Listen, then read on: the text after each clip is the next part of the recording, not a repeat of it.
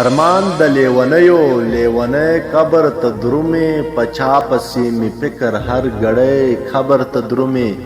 د خړې پښتنې مور اسویلي تر عرش لاړه په زور وای خدای ازما زړګی قبر ته درومې په وخت د زکندن و سپینو هرو ته مسکی شو شهید طالب هم هغسې مسکی قبر ته درومې په هغه چا به خود د محشر ورځ وسې ملګرو د کور نه یې چې ښکلی ځوان زلمی قبر ته درومې ملنګ علی جان خوب کې بیګا ولیدله داسې پر سر د سپینو هرو یو سړی قبر ته درومې